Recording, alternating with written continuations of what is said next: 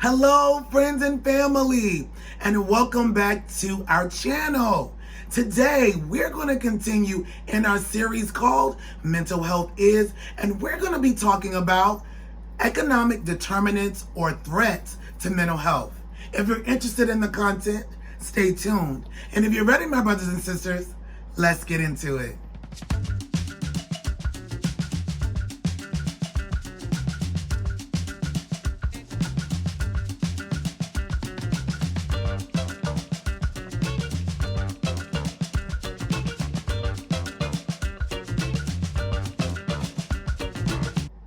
Welcome back to Choosing to Live Now. My name is Taneshia, and I want to thank you so much for joining our conversation today. As we begin, we're going to go over the mental health definition from the World Health Organization. And I want to test you again. Do you remember what it is? Okay, go.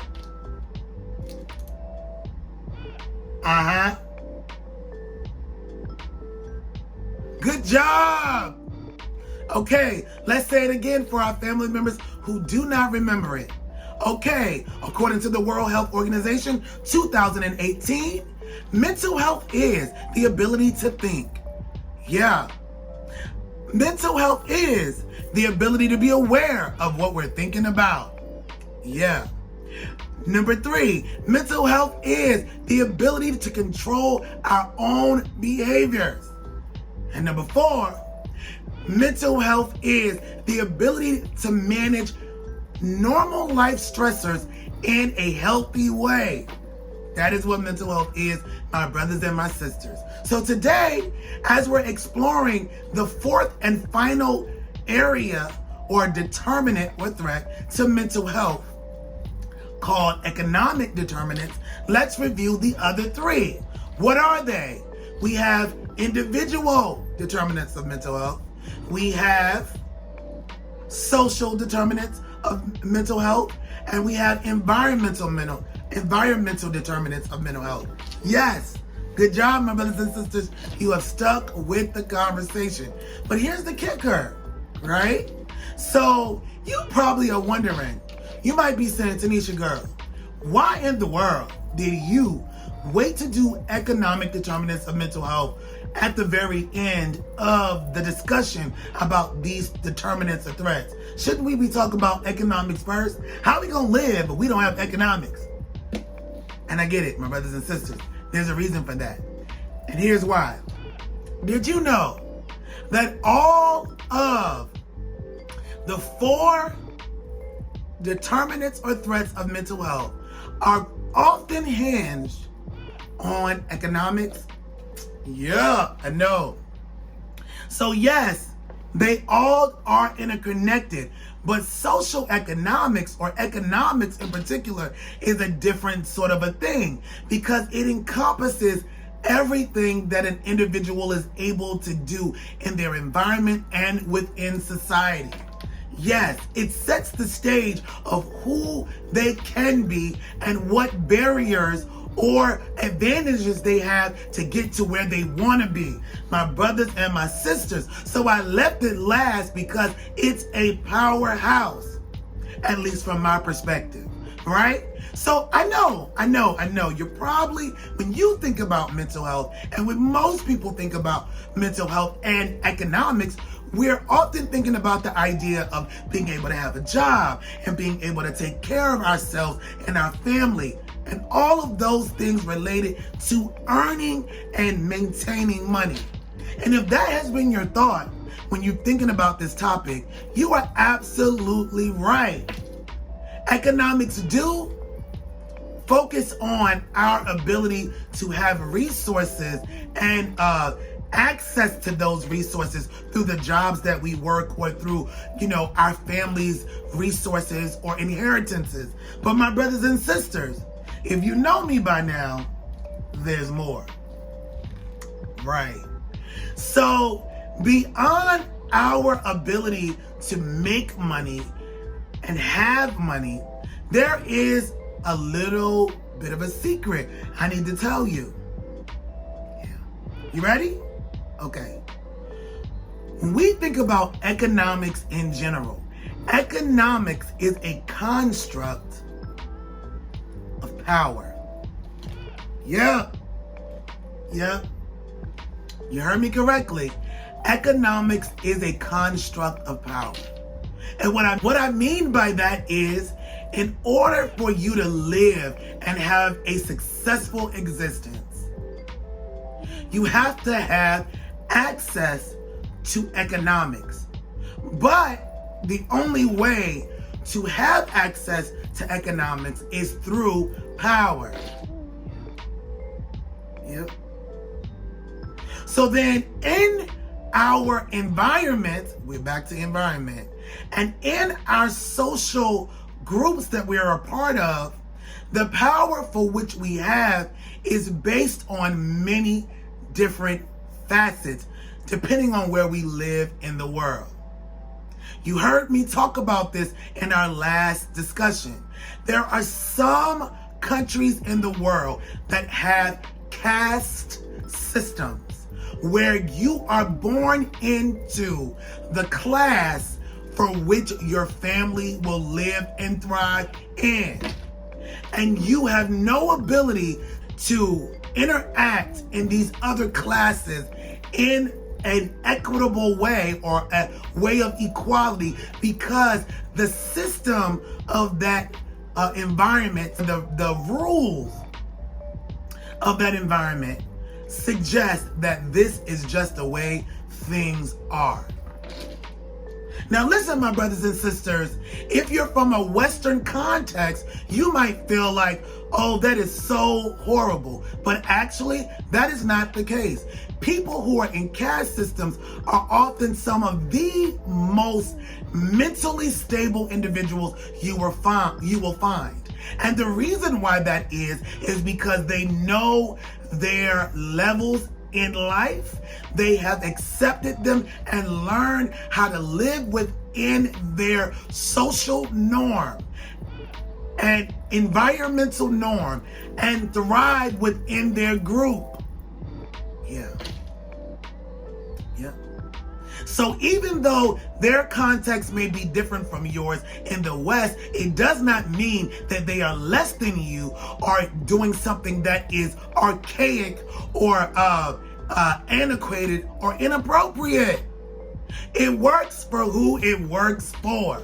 But my brothers and my sisters, in these environments, not just in caste systems, but in other types of systems, even those in the West that focus on capitalism, where each individual has the right to be able to earn money through business.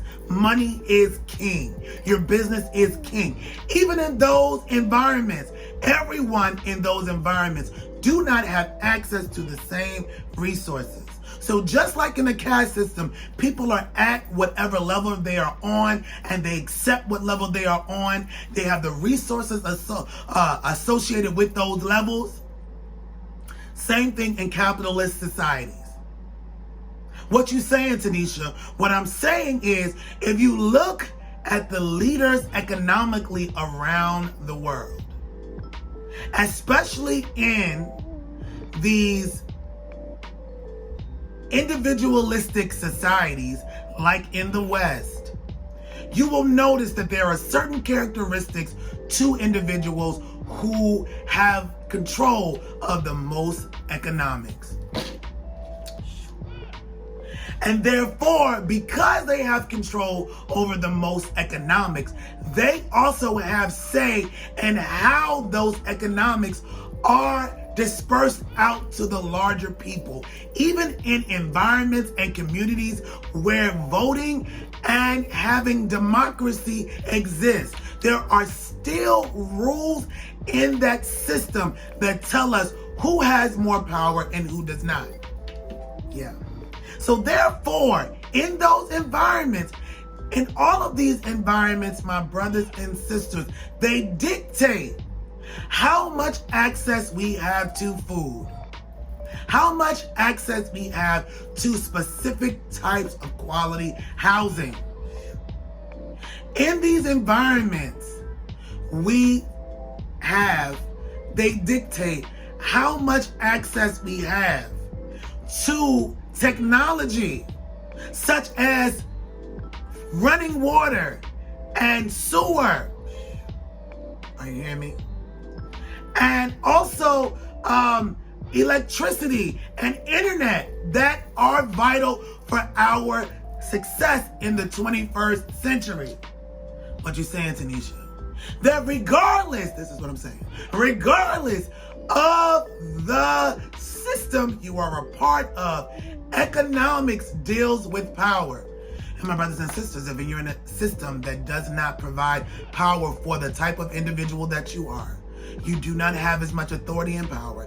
You are often stuck in that environment, having to take whatever is given to you as your norm. Now, the great thing about that is that whatever your norm is your norm. If you're on the upper tier of society in your environment that you are in, your community, your country, your world, great, you're living great. If you're on the lower tier, you know exactly what to expect and how to survive.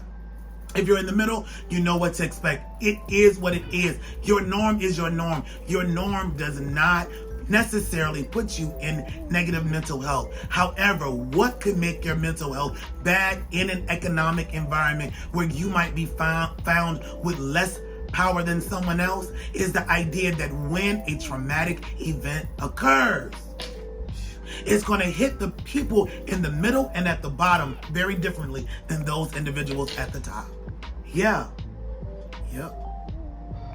Because oftentimes when we're at the top tiers of our societies, of our families, of our neighborhoods, of our communities, my brothers and sisters, and we have resources, those resources can help us get through difficult times easier. So we can go to a therapist. We do have health insurance. We do have access to the things that we need to help us to get through a difficult time that we might be having. But my brothers and sisters, when we are in tiers of society, families, jobs, everywhere that we might live and be in, and we are not powerful economically, we have to take what we can take.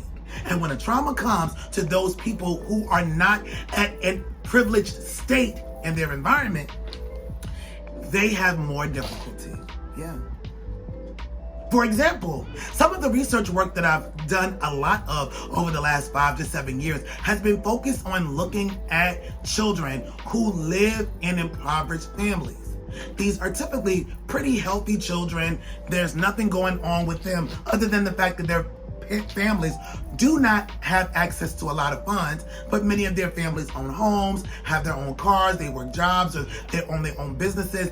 Though they are considered on the poverty line, these kids are okay. But again, the problem is because they are lower as it relates to on the level of economic power. When there are issues financially with a parent, they may end up having to move often with their parents to find a job over and over again, and that being mobile and even at times homeless causes there to be issues with anxiety and depression and stress and all kind of mental health disturbances that they're exposed to. Why? Because their family does not have the power in their environment to change. Granted, I gave you an example of people who own their own businesses. But if the area, if the state, if the country that they live in does not have the resources for them to really push forward their businesses, if they don't have the education in their area or access to that education to be able to get the support they need to grow and scale their business larger and larger, they are in an environment where they are powerless and they have to do the best that they can do with the resources that are in front of them. And I think oftentimes we judge our neighbors, our friends, and our extended family by the circumstances for which they have gotten into in their life that have been less than ideal. But my brothers and sisters, none of us have done anything that has been perfect. All of us have made mistakes. And so when you see people who are on a lower economic tier, it is so important for you and I to be sensitive to them, regardless to whether or not we know their story. Why? Because we do not know what life will bring us and where we will be.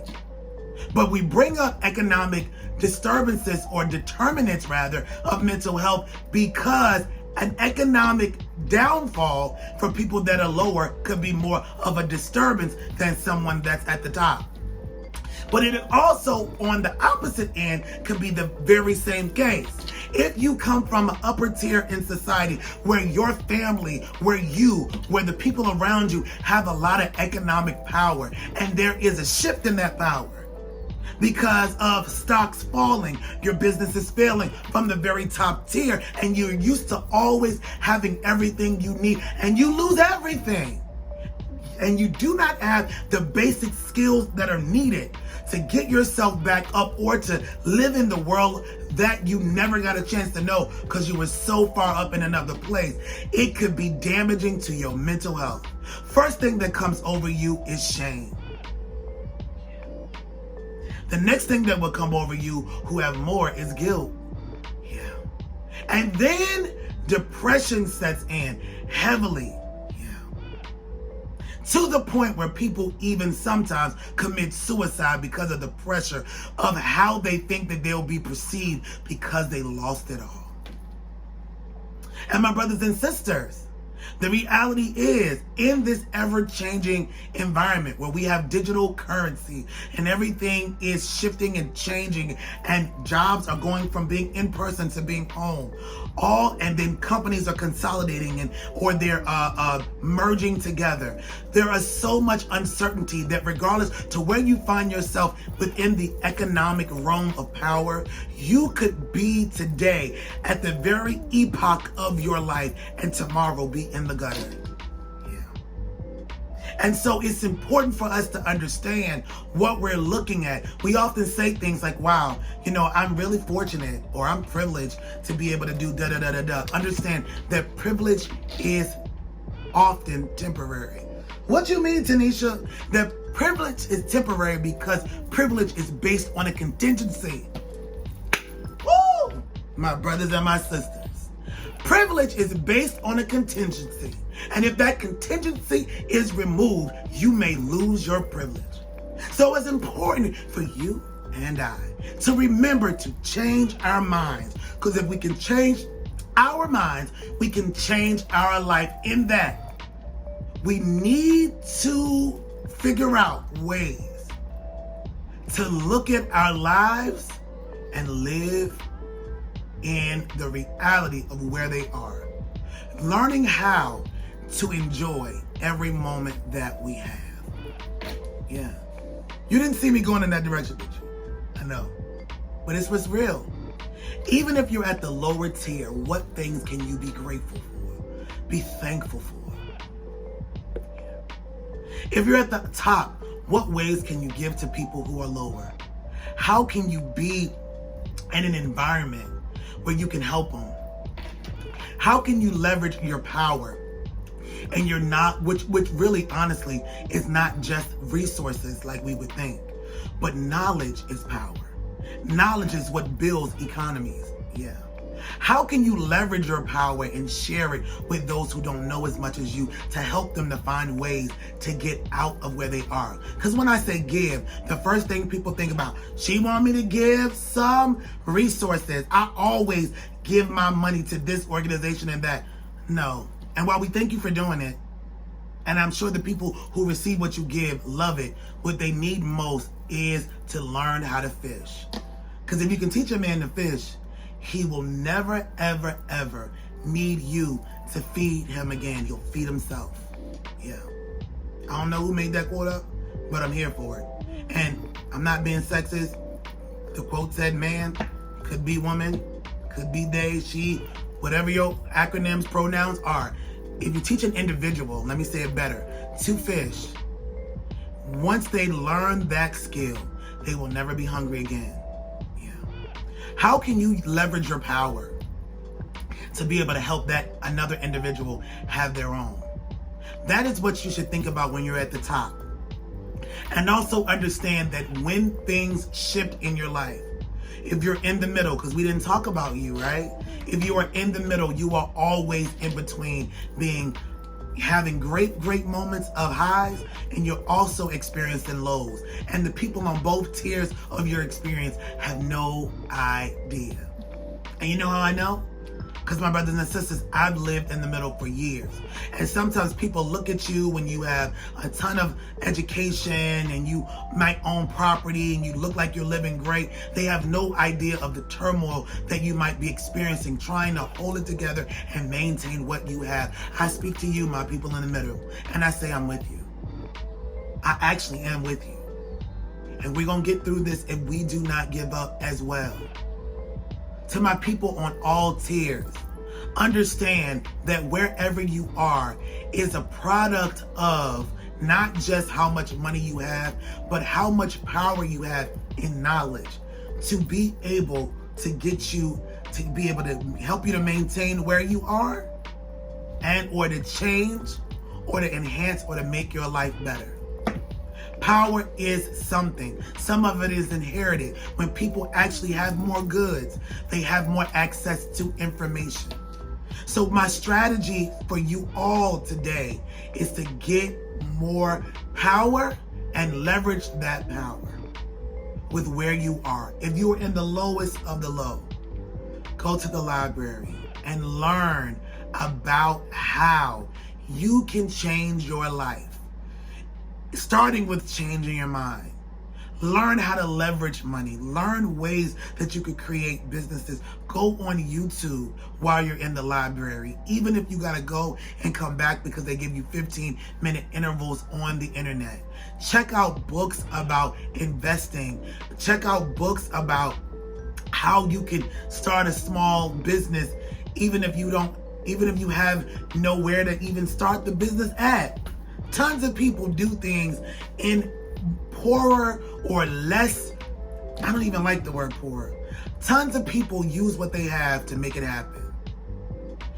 One of my sister friends went to Uganda to teach at an international school, and she went shopping in the local town market. And there were people who made beautiful jewelry out of elephant bones. They used what they had. They didn't have a lot of resources. Some of them didn't. They lived, in environments that were less than ideal, and they found ways to be able to earn resources to take care of themselves. It is more honorable if you who are at the top, who want to help people at the bottom, to give them information. Yes, they might need a pair of shoes and some clothes. And also, don't let them leave without information. We do not want to dishonor or disarmor our brothers and sisters' ability to feel dignity because they can work for what they need. It's honorable for people to be able to make income and to take care of their family. And that's what we can give our people who might be struggling economically. Why? Because even with information, if they cannot make changes, start a business, do anything right now, because let's be real, sometimes the places that we find ourselves in cause us to have limited resources. At least if they have information, they can have strategy to help them in difficult times. Just like you at the top need to remember, and in the middle, all of us need it. Yeah. So remember, depending on where your economic state is, my brothers and sisters, in life, your mental health can be impacted negatively if where you are is not powerful enough to get you out of trauma in a way that is adaptive. That means healthy. Yeah. Remember that you are not alone. Remember that there are other people in the world going through what you're going through right now. Knowledge is power. Use and leverage your resources. If there are no access to internet where you are, and you're just maybe somewhere in a public place utilizing that resource, your cell phone, to be able to get access to see this video. Listen, my brothers and sisters, that cell phone is powerful. Let your cell phone make you money. Find ways to learn information using your cell phone. Whatever you do, do not give up, and know that economics goes beyond your ability to be able to just have money. Sometimes we aren't able to get what we need because the environment around us is set up in a way where people that look like you and I are not able to get the resources that they need easily. It doesn't mean that something's wrong with you, but the system, the economics, the social norms may be impeding that. And if we can get out of them, let's get out. If we have to stay, let's change the way we think about them. And let's look at ways that we can become independent from the systems that we are a part of that make us feel like our mental health is challenged because they won't allow us to have access to the things that we need. Okay, my brothers and sisters, that's it for today. Let me end our conversation with this. You are not alone. I am here with you. This is a community and a safe space. I know that these are difficult and trying times, but we're going to get through them together if we do not give up. If you like the content on this channel, please don't forget to like, comment, and subscribe. Put on your notification bells because we post 3 videos every week. And I know that we missed 2 in the last 2 weeks, but don't worry. I have something special planned for our communities. Okay, my brothers and sisters. Until next time, blessings to you today, my friends. Just in case you